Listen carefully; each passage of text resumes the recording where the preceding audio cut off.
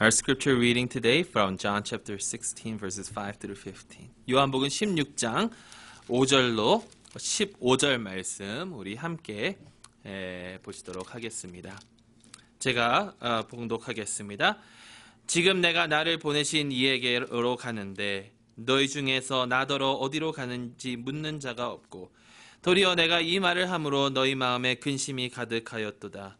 그러나 내가 너희에게 실상을 말하노니 내가 떠나가는 것이 너희에게 유익이라. 내가 떠나가지 아니하면 보혜사가 너희에게 오시지 아니할 것이요 가면 내가 그를 너희에게로 보내리니 그가 와서 죄에 대하여 의에 대하여 심판에 대하여 세상을 책망하시리라. 죄에 대하여라 함은 그들이 나를 믿지 아니하며 의에 대하여라 함은 내가 아버지께로 가니 너희가 다시 나를 보지 못하며 심판에 대하여라 함은 이 세상 임금이 심판을 받았음이라. 내가 아직도 너희에게 이를 것이 많으나 지금은 너희가 감당하지 못하리라. 그러나 진리의 성령이 오시면 그가 너희를 모든 진리 가운데로 인도하시리니 그가 스스로 말하지 않고 오직 들은 것을 말하며 장래 일을 너희에게 알리시리라. 그가 내 영광을 나타내리니 내 것을 가지고 너희에게 알리시겠음이니라. 무릇 아버지께 있는 것은 다 내 것이라. 그러므로 내가 말하기를 그가 내 것을 가지고 너희에게 알리시리라 하였노라. 아멘. 살아계신 하나님의 말씀입니다. 우리 잠시 기도하고 하나님 말씀 듣도록 하겠습니다. 하나님 아버지 감사합니다. 주님의 말씀을 들을 수 있는 시간 허락하여 주시니 너무나도 감사드립니다. 오직 주님의 성령으로 저희와 함께하여 주셔서 주의 말씀을 깨달을 수 있도록 인도하여 주시고 이 말씀을 통해서 저희의 삶이 새롭게 변화될 수 있도록 인도하여 주시고 도와주시옵소서. 감사드리며 예수 그리스도의 이름으로 간절히 기도드리옵나이다. 아멘. 장로교인들의 단점 혹은 약점이라 하는 것이 있습니다. 장로교인들의 단점 혹은 약점. 그것이 뭐냐고 이렇게 생각을 해보면요. 좀 굉장히 점잖다라는 그런 얘기를 할 수 있는 것 같습니다. 영어로 장로교인들을 좀 비꼬는 말로 뭐라고 그러는지 혹시 들어본 적이 있으신가요? 영어로? frozen chosen이라고 그러거든요. frozen chosen. 그게 뭐냐면 장로교에서는 그 하나님의 택하심을 받은 거에 굉장히 이제 중점을 두잖아요. 하나님께서 우리를 택하셨다. 근데 frozen이라는 것은 꽝꽝 얼어서 움직이지 않고 그런 택함을 받은 자. 그러니까 별로 이렇게 밖으로 많이 이런 감정이나 뭐 이런 것들을 이렇게 내놓지 않고 굉장히 그냥 점잖하게 아멘 같은 것도 잘 안 하고, 전에도 말씀드렸죠. 아멘 하는 것보다 진짜 은혜 받으면 요 정도 한마디 딱 하는 게 어떻게 보면 장로교 특징이 아닐까 생각을 해봅니다. 굉장히 이렇게 좀 밖으로 이렇게 그 감정을 표현하는 것을 잘 못하는 것 같아요. 근데 특히 한국 사람이어서 더 그런 것 같습니다. 한국에서는 그래도 또 이제 좀 뼈대 있는 집안이면 이제 굉장히 이렇게 하는 거고 그렇죠. 점잖게 하는 거고 그 지금 부흥회를 하고 계시는데 신승우 목사님이 그런 말씀을 하시더라고요. 특히 남자들은 미안하단 말을, 아버지들은 미안하단 말을 못한다고 하면서 뭐 자기가 잘못했는데 그것을 잘못한 게 딱 발견이 되잖아요. 그러면 아버지가 이러면은 미안하다는 뜻이고요. 이러면 정말 미안하다는 뜻이라고 그러시더라고요. 참 감정적으로 이렇게 많이 나타나지는 않는 것 같습니다. 근데 그 감정적인 것과 우리가 흔히 이 성령 충만함 이런 것들을 많이 비교할 때가 있거든요. 근데 그 뜨겁지 못하고 어떻게 보면 아멘도 잘 안 하고 그 frozen chosen이라고 하는 게 어디서 오나 보면은 제가 생각할 때에 성령님에 대한 그런 이해가 조금 부족하지도 않을까, 부족함 때문도 아닐까라는 그런 생각을 조심스럽게 해봅니다. 어떤 사람은요, 장로교의 삼위일체 하면은 성부 하나님, 성자 하나님, 성령 하나님이 아니라 장로교의 삼위일체는 성부, 성자, 성경이라고 할 정도로 그 성령에 대해서, 성령의 역사하심에 대해서 굉장히 조심스러운, 아니면 좀 이렇게 즉각을 반응하지 않는 그런 모습들을 많이 보이게 됩니다. 여러분 잘 생각을 해보시면 우리 성부 하나님에 대해서 많이 알지 않습니까? 이 세상을 창조하시고 아브라함을 선택하시고 이 세상을 주관하시고 성부 하나님에 대해서는 우리가 많이 알거든요. 성자 하나님에 대해서도 많이 알죠. 이 세상에 오셔서 정말 하나님의 말씀대로 살아가시고 우리에게 가르침을 주시고 또 무엇보다도 십자가 위에 돌아가셔서 우리의 죄를 용서하여 주시고 3일 만에 부활하셔서 우리에게 구원을 허락하여 주신 성자 하나님에 대해서도 많이 아는데 여러분 성령 하나님 하면은 성령 하나님에 대해서는 얼마나 아시나요? 성령 하나님. 성령은 도대체 어떤 분이시고 과연 무엇을 하시는 분이실까요? 성령 세례라는 것은 무엇이고 성령 충만함은 무엇인가요? 어제 그 부흥회 그 강사님이 하셨던 것도 성령 충만에 대해서 이렇게 설명을 하셨는데 어떤 사람에게 성령 충만한 것이 무엇인가 물어보니까 그분이 이렇게 대답을 했대요. 성령 충만한 것은 성령이 충만한 것이 성령 충만한 거래요. 성령 충만한 게 여러분 뭡니까 도대체? 설명을 하라면 우리가 그렇게 잘 설명을 할 수 없는 것 같습니다. 근데 사실 성령 충만이라는 것은요, 결국에는 내가 죽고 하나님이 우리 마음속에 와서 사시는 게 성령 충만이 아닐까요? 오늘 말씀 사실 15장부터 계속해서 이어지시는 그 예수님의 그 긴 담론 중에 성령에 대해서 특히 요한복음에서는 성령에 대해서 가장 길게 설명하신 말씀이 저희가 오늘 접한 이 말씀입니다. 그래서 저희는 오늘 이 말씀을 통해서 성령님에 대해서 세 가지를 한번 알아보려고 합니다. 첫째는 성령님은 과연 누구신가? 성령님은 누구신가? 근데 요한은 성령님이 보혜사이시다고 설명을 하고 있습니다. 이 보혜사 성령께서 그렇다면 두 번째로 이 세상에 대하여 하시는 일이 무엇인가? 이 세상에 대하여 하시는 일이 무엇인가인데요. 그것은 이 세상에 대하여 책망을 하시는데 죄에 대하여 또 의에 대하여 그리고 심판에 대하여 세상을 책망하신다라는 것입니다. 그리고 마지막은 성령이 믿는 자들에게 그렇다면 믿는 자들에게 하시는 일인 무엇인가인데요. 그것은 모든 진리 가운데로 믿는 자들을 인도하신다라는 것입니다. 그래서 이 세 가지를 좀 더 집중적으로 살펴보도록 하겠습니다. 여러분 성령님은 누구신가? 성령님은 삼위일체 하나님의 한 분이십니다. 삼위일체. 여러분 삼위일체라는 말은 들어봤는데 삼위일체가 과연 무엇인가요? 세 분의 인격체이신데 한 분 하나님이십니다. 그렇죠? 세 분인데 어떻게 한 분입니까? 설명할 수 없는 것입니다. 설명할 수 없는 것입니다. 이렇게 설명을 하려고도 안 되고요. 저렇게 설명을 하려고 또 해도 안 되는 것이 삼위일체입니다. 어떤 사람들은요. 물을 보면 물이 고체이기도 하다가 액체이기도 하다가 그리고 이제 증발되는 가스이기도 하다고 이렇게 얘기를 하는데 기체이기도 하다고 하는데 그것 가지고 하나님을 설명할 수가 없고요. 또 어떤 사람을 보면 저 사람은 직장에서는 무슨 일을 하고 있고 가정에서는 아버지이고 아내한테는 남편이고 이렇게도 설명을 하는데 그것조차도 하나님의 그 삼위일체를 잘 설명을 할 수가 없습니다. 근데 개인적으로 제가 들었던 그 설명 중에 삼위일체를 가장 잘 제가 그냥 개인적으로 느낀 거는요. 여러분 혹시 인터스텔러라는 그 영화를 보셨는지 모르겠는데요.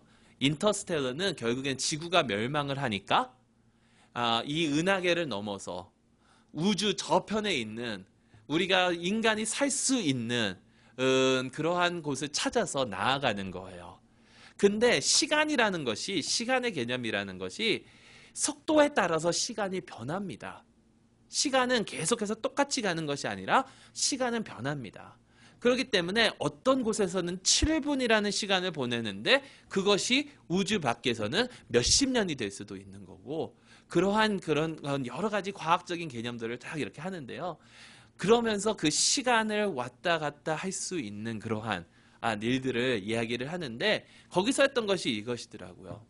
여러분 그 차원이라는 것을 쓰잖아요. 디멘션이라고.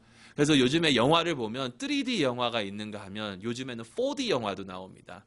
근데 그 4D는 도대체 무엇인지 인간이 알 수가 없어요. 어떤 영화관에 가면은요, 4D라고 하면 움직이는 거고요. 어떤 영화관에 가면 4D라면은 냄새를 맡는 거고요. 다 다릅니다, 각자. 그 이유가 왜 4D를 우리가 알 수가 없냐면 우리는 3차원 세계에서 살지 4차원 세계에서 살지 않거든요. 그러니까 정말 엉뚱한 이야기를 하는 사람들을 보고 우리는 뭐라 그래요? 제 4차원이다라고 그러잖아요. 왜냐하면 3차원 세계 속에 사는 우리는 4차원 세계가 어떤지 알 수가 없습니다. 근데 그것이 무엇이냐면 2차원이면 네모 정사각형을 한번 생각을 해보세요. 정사각형은 2차원입니다. 근데 정사각형을 3차원으로 늘리면 어떻게 되나요? 박스가 돼버리죠. 박스가 돼버리죠. 4차원으로 늘리면 어떻게 될까요? 모릅니다가 답입니다. 모르는 거예요. 근데 뭔가 다른 그 박스보다 더 차원이 더해진 뭔가가 있겠죠. 근데 거기서 5차원으로 늘리고 6차원으로 늘리고 7차원으로 늘리고 그러면서 이 차원을 영원히 늘리면 어떻게 될까? 저는 이게 하나님의 그 삼위일체에 대한 가장 좋은 설명이에요. 저한테는. 어떤 분에게는 전혀 내가 지금 무슨 얘기를 하는지 공감이 안 가실 수도 있어요. 근데 괜찮아요. 왜냐하면 설명할 수 없는 것은 그냥 믿으면 됩니다. 신명기서 29장 29절에 감추어진 일은 우리 하나님 여호와께 속하였거니와 나타난 일은 영원히 우리와 우리 자손에게 속하였나니 이는 우리에게 이 율법의 모든 말씀을 행하게 하심이니라. 감추어진 것, 하나님의 그 감추어진 그 비밀은요, 하나님께 맡기고 우리는 믿고 나아가면 되는 거고요. 우리가 이해할 수 있고 우리가 알 수 있는, 우리가 직접적으로 느낄 수 있고 체험할 수 있는 이런 것들은 하나님께서 우리에게 주셔서 그것을 가지고 우리가 하나님의 말씀대로 하나님의 뜻대로 살아가기만 하면 되는 거라는 거예요. 그렇기 때문에 삼위일체에 대해서는 우리가 정확히 이게 도대체 어떻게 설명해야 되는지 설명할 수 없지만 하나님의 삼위일체시기 때문에 그것은 우리가 믿음으로 받아들이고 그 중에 성령님께서 우리에게 하시는 일이 무엇이냐를 살펴보면 된다는 겁니다. 7절 말씀에 예수님은 성령님을 보혜사 성령님이라고 표현을 하십니다. 보혜사라고 표현을 하십니다. 여러분, 보혜사가 왜 보혜사입니까? 보혜사는요, 보호하시고 은혜 주시고 가르치시는 스승님이세요. 보호하시고 은혜 주시고 가르치시는 스승님. 이 보혜사라는 이 단어를요, 헬라어로 보면 페라클릿이라는 그런 단어입니다. 성령님을 페라클릿이라고 그러거든요. 근데 그 뜻을 살펴보면요, 페라클릿은 옆에서 같이 동행하면서 우리를 돕는 분을 뜻하고 있어요. 옆에서 같이 동행하며 도우시는 분. 중요합니다. 왜냐하면 성령님께서 하시는 것이 우리와 함께 하신다라는 거예요. 하나님이 우리와 함께 하신다는데 성령님을 통해서 우리와 함께 하신다라는 거예요. 함께 하는 것만큼 좋은 일이 없습니다. 여러분, 내가 정말 좋아하는 스포츠팀이 우승을 했어요. 근데 생각을 해보세요. 내가 그 우승 현장에 그 경기장에 가서 수많은 사람들과 함께 그 우승을 만끽하는 것과 집에서 혼자 텔레비 보며 앉아서 뭐 이렇게 주워 먹으면서 텔레비 보면서 와 우리 팀이 이겼다 하는 것과 어느 것이 더 기쁠까요?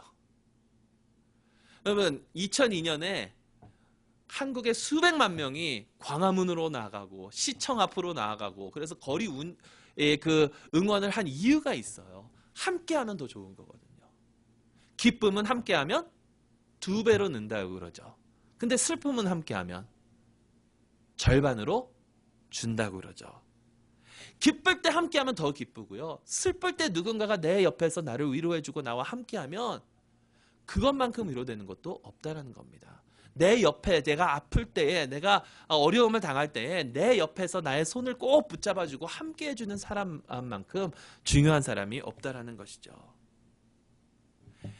그렇기 때문에 예수님께서 우리와 함께 하나님께서 우리와 함께하여 주신다라고 약속을 하여 주시는데요. 그렇기 때문에 여기서 예수님께서 당신께서 떠나시는 것이 우리에게 유익하다라고 말씀하신 거예요. 예수님께서 떠나시는 것이 왜 제자들에게 유익합니까? 그 이유는 예수님께서 계실 때에는 예수님은 성육신이 되어 오셨기 때문에 한 장소에 계실 수밖에 없어요. 근데 성령님께서 오시면 장소나 시간에 제한을 받지 않으시고 우리와 항상 함께 하실 수 있으시다라는 겁니다.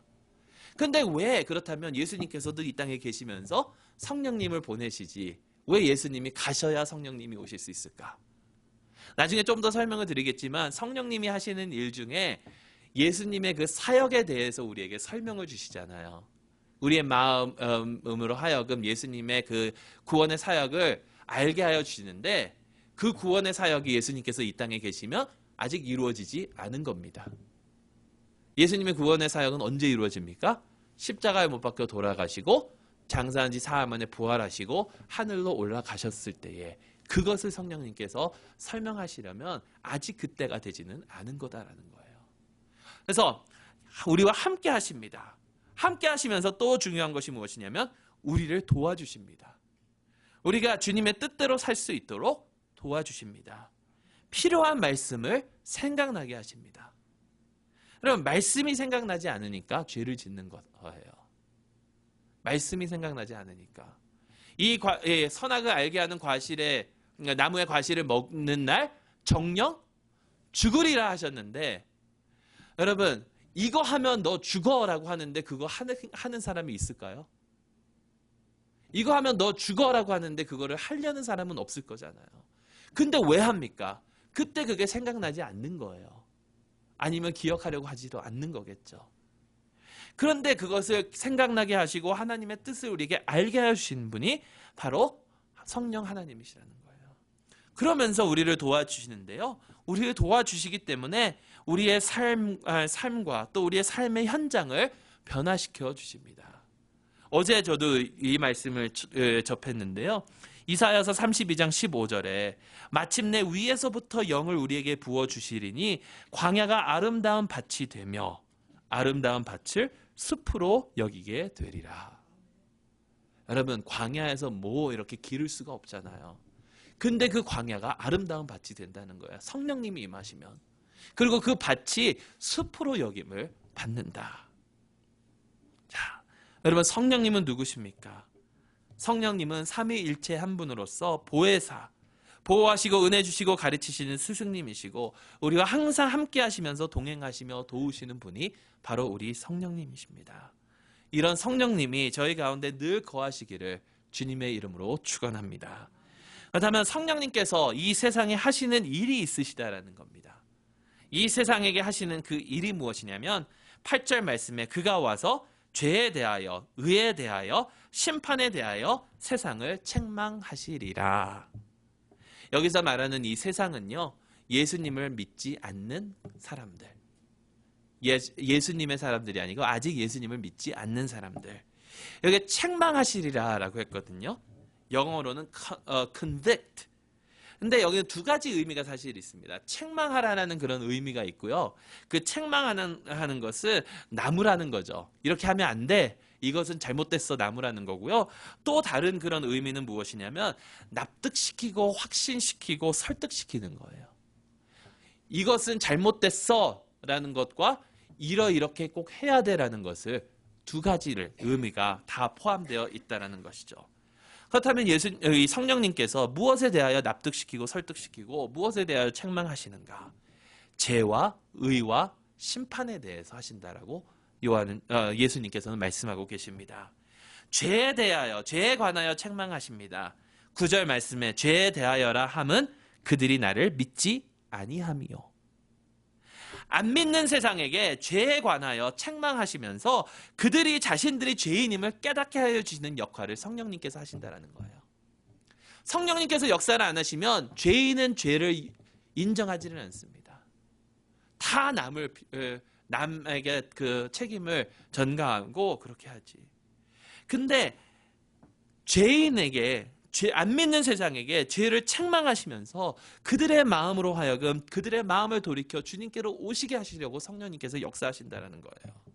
여러분 오순절날 베드로와 제자들이 성령을 받고 성령의 충만함을 입어서 막 방언으로 얘기할 때에 사람들이 아유 저 사람들 술 취했구나 라고 했었을 때 그것이 아니다라고 하면서 베드로가 설교를 하잖아요.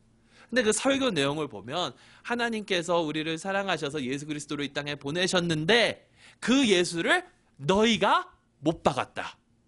너희가 십자가에 못 박았다라고 했었을 때에 여러분 성령님께서 역사하지 않으시면 어떻게 반응하는지 아십니까? 내가 언제 무슨 말도 안 되는 소리를. 근데 성령님께서 거기서 역사하시니까 그들이 어떻게 대답을 했냐면 그들이 이 말을 듣고 마음에 찔려 베드로와 다른 사도들에게 물어 이르되 형제들아 우리가 어찌할꼬 하거늘. 마음의 가책을 받았다는 거예요. 찔림을 받았다는 거예요. 이것은요 성령님께서 역사하시지 않으면 절대로 일어날 수 없다라는 겁니다. 죽은 자의 마음을 움직이시고 변화시키시는 역할은 성령님께서만 하신다라는 거예요. 죄에 관하여 책망하십니다. 또한 의에 관하여도 책망하시고 설득시켜 주십니다. 10절 말씀에 의에 대하여라 함은 내가 아버지께로 가니 너희가 다시 나를 보지 못하미요. 이 말씀은요 쉽게 설명을 하면 진정한 의로움이 무엇이고 또 그 진정한 의를 어디서 찾을 수 있느냐 이것을 알려주신다라는 거예요. 예수님께서만 온전히 의로우신 분이십니다. 여러분 우리 가운데 의가 있습니다. 어느 정도의 의가 있어요. 근데 여기서 말하는 것은요 그래서 우리가 그래도 조금 열심히 착한 일을 하면서 살려고 하고 그래서 나의 의는 한 50 정도 돼. 저 사람은 나보다 좀 못한 것 같아서 한 30 정도. 근데 저분은 나보다 훨씬 더 의롭게 사는 것 같아서 한 70 정도. 근데 예수님은 100. 이런 뜻도 될 수 있지만 사실 예수님의 의는 전혀 다른 의입니다. 내가 50, 그래서 한 50만 더 가면 돼. 이게 아니라 예수님의 의는 완전히 다른 의로움이시기 때문에 예수님과 우리와 접하게 되면 우리는 예수님은 100까지 가셨군요. 내가 어떻게 하면 나머지 그 50을 채울 수 있겠습니까? 어떻게 하면 나머지 30을 채울 수 있겠습니까? 이게 아니라 예수님 나에게서 떠나십시오. 나는 죄인입니다. 이렇게 될 수밖에 없다라는 거예요. 진정한 의, 그 진정한 의가 어디에 있느냐? 바로 예수님께 계신다. 이것을 성령님께서 우리로 하여금 알게 하여 주신다라는 겁니다. 그걸 마지막으로 심판에 대해서 책망하신다라고 하는데 11절 말씀에 심판에 대하여라 함은 이 세상 임금이 심판을 받았습니다. 여러분 이 세상의 임금은 누구입니까? 마귀 사탄을 얘기하고 있거든요. 심판은 반드시 옵니다.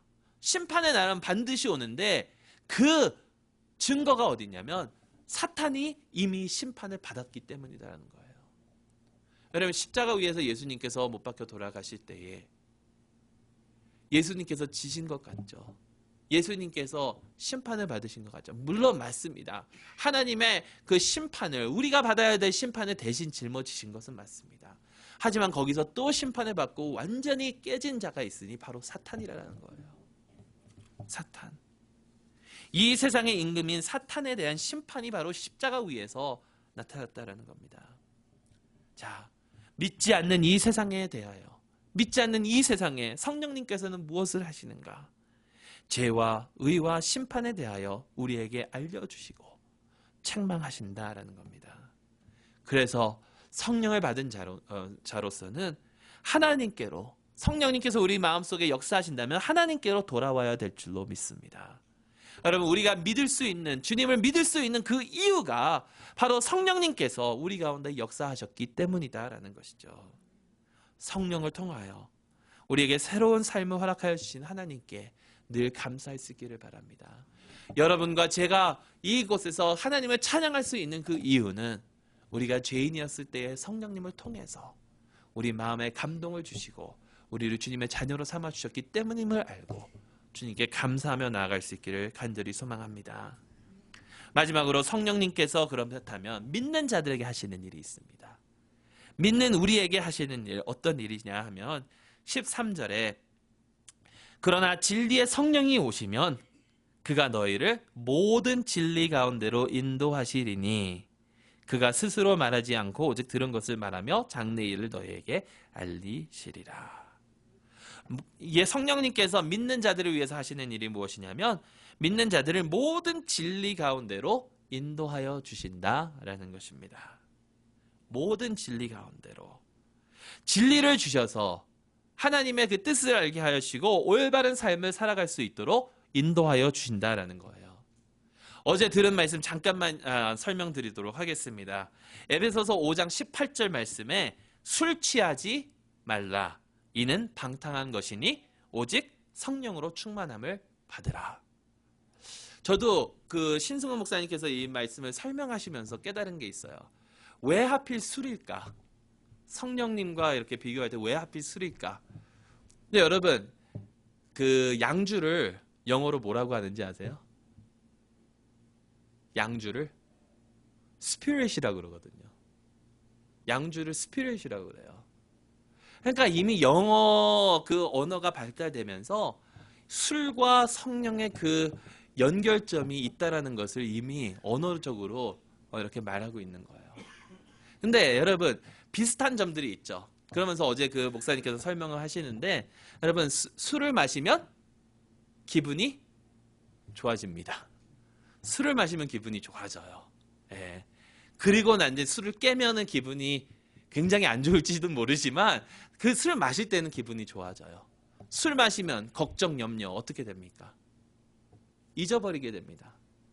물론 술 깨면 그 다음에 그게 계속 남아있기는 하지만 술 마시면 또 어떻게 하죠? 사람들이, 특히 한국 사람들은 술 마시면 노래하고 춤추고 뭐 그러면서 예전에는 노래방이 없으니까, 요즘은 노래방에서 술들을 많이 마시는데 예전에 노래방이 없으니까 어떻게 해요? 소주 마시고 그 소주병에다가 숟가락 꽂아서 이렇게 노래하면서 막 이러잖아요. 근데 여러분, 성령에 취하면 어떻게 되는지 아세요? 성령 충만하면 기분 좋아져요. 근데 참된 기쁨이에요. 걱정, 근심 다 사라집니다. 근데 정말 하나님께서 해결해 주십니다. 그리고 노래합니다. 찬양합니다. 하나님을 높이는 찬양을 하게 된다는 거예요. 근데 여기서 중요한 내용은 이 다음에 나오는 내용들이 어떤 거냐라는 거예요. 술 취하지 말라. 이는 방탕한 것이니 오직 성령으로 충만함을 받으라. 에베소서 5장 18절 말씀인데, 그 이후에 나오는 내용들이 무엇이냐 하면,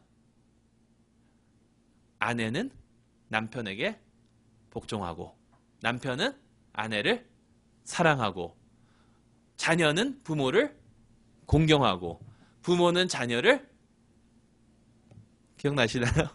노엽게 하지 말고, 그 다음에 또 종과 주인의 관계도 나오고. 여러분, 사람들과 다른 사람들과 관계, 우리의 삶에 우리가 겪는 그런 관계들이 거기에 나오거든요. 바로 이 성령으로 충만함을 받으라라고 한 다음에 바로 그 다음에 나오는 것이 상대방, 우리의 삶에서 우리가 접하는 그런 관계들이에요. 부부의 관계, 또 자녀와 부모의 관계, 그리고 또 주인과 종들의 관계. 그러면 이건 무엇이냐면, 이런 것들이 잘 되려면, 이런 것들이 정말 하나님께서 원하시는 대로 우리가 잘 살아가려면 성령 충만해야 그렇게 살 수 있다는 거예요. 성령 충만해야 된다는 겁니다. 이렇게 성령 충만하면 하나님께서 우리로 하여금 올바르게 살아갈 수 있도록 하나님의 그 진리로 우리를 이끌어 주신다는 거예요. 앞으로 더 보겠지만 요한복음 17장 17절. 요한복음 17장 17절이 진리로 우리를 거룩하게 하여 주시옵소서거든요. 하나님의 진리가 우리를 거룩하게 하고 하나님의 진리가 우리를 하나님께서 원하시는 삶을 살아갈 수 있도록 인도하여 주신다는 겁니다. 그런데요, 사실 오늘 저희가 접한 이 말씀의 뜻은 거기에 있지는 않습니다. 왜냐하면 한국말로는 없는 그 단어가 있어요. 한국말로는 없는 단어인데 영어로 번역할 때도 이 단어를 많이 빼놓고 번역을 하는 경우가 있습니다. 근데 그 단어가 뭐냐면 원어에는 있는 그 단어거든요. 그 단어가 뭐냐면 THE, 더라는 그 단어예요. 이게 어디 나오냐면 그 진리 앞에 나오는 거예요. 모든 진리로. 영어 성경이 흔하게 뭐냐면 He will lead you into all truth라고 그러는데, 몇몇 성경은 그것을 정확하게 해석을 하기 위해서, 정확하게 번역을 하기 위해서 He will lead you into all the truth. 그러니까 다시 설명을 하면 우리를 모든 진리로 이끄시는 것이 아니라 모든 그 진리입니다. 모든 그 진리. 그 진리는 어떤 진리입니까? 그 진리는 어떤 진리냐면 예수님께서 하신 말씀이 내가 너희에게 아직 할 말이 많다. 그런데 지금 너희가 감당하지 못한다. 근데 성령께서 그것을 너희에게 알려주실 것이다라는 거거든요. 하나님께서 내가 가진 모든 것을 성령께서 알려주시고 하나님의 그것이 다 내 것이기 때문에 그것을 알려주신다. 결국에 이 말씀은요. 앞으로 우리에게 올 말씀이 있다라는 거예요. 이 시대 때, 이 제자들 앞에 그것이 무엇입니까? 저는요. 그것은 바로 신약 성경이라고 봅니다. 왜냐하면 구약 성경은 있었거든요. 근데 아직 신약은 아직 쓰여지기 전이거든요. 성령님께서 사람들을 하여금 제자들로 하여금 사도들로 하여금 하나님의 말씀을 완성시키게 하신다라는 거예요. 그러니까 여러분 보세요. 말씀을 통해서 우리가 살아가는 것이 정말 올바른 삶이 아니겠습니까? 그러니까 성령님께서 우리로 하여금 그 말씀의 진리를 통해서 살아갈 수 있도록 이끌어 주신다라는 것입니다. 디모데후서 3장 16절 17절 말씀에 모든 성경은 하나님의 감동으로, 감동이라는 것은 breathe거든요. breathed. 그럼 결국에 이게 성령이랑 그 영이랑 똑같은 단어거든요. 감동으로 된 것으로 교훈과 책망과 바르게 함과 의로 교육하기에 유익하니 이는 하나님의 사람으로 온전하게 하며 모든 선한 일을 행할 능력을 갖추게 하려 함이라.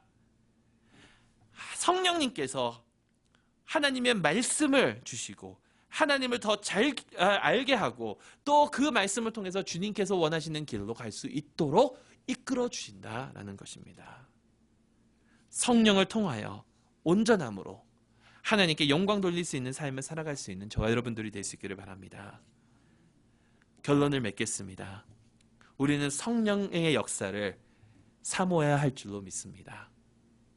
그런데요, 성령의 역사는 우리를 통해서 우리를 도구로 사용하셔서 이루어진다라는 사실 또한 아시기 바랍니다. 여러분 여기서 예수님께서 성령이 오시면 누구에게?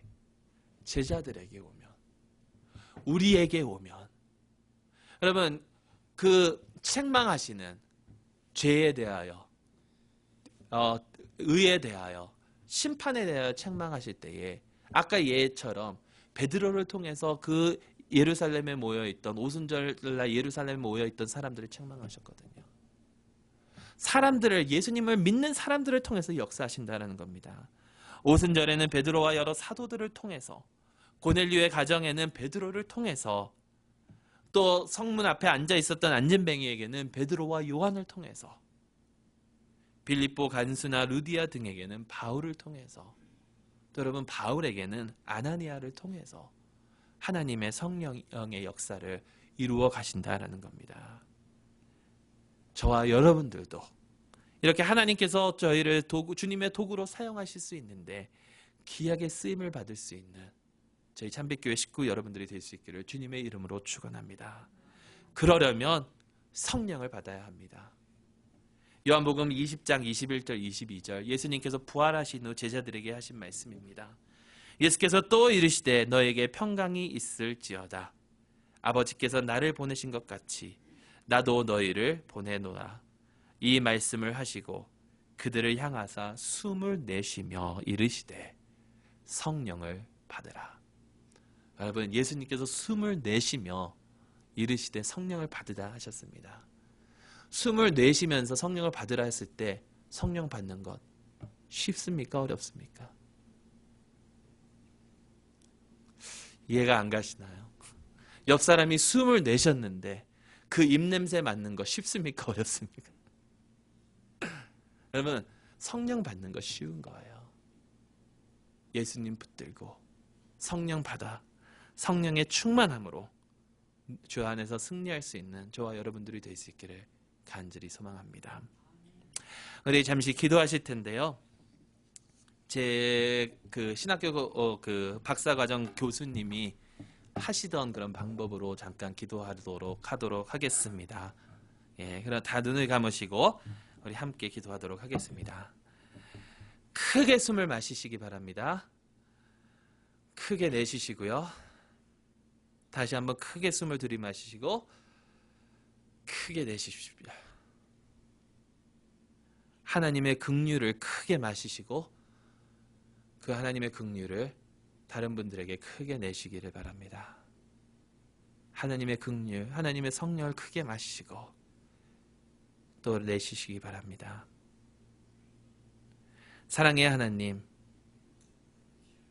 주님의 성령으로 말미암아 저희가 예수 그리스도를 저희의 구주로 고백하고 주님의 자녀가 될 수 있었음을 고백합니다. 주님의 사랑과 주님의 긍휼로 저희와 함께하여 주셔서 너무나도 감사드립니다. 아버지 하나님, 이제 성령 충만함으로 주님께서 원하시는 삶 살아갈 수 있도록 인도하여 주시고 저의 삶 가운데 부족함이 없도록 인도하여 주시고 도와주시옵소서. 예수 그리스도의 이름으로 간절히 기도드리옵나이다. 아멘.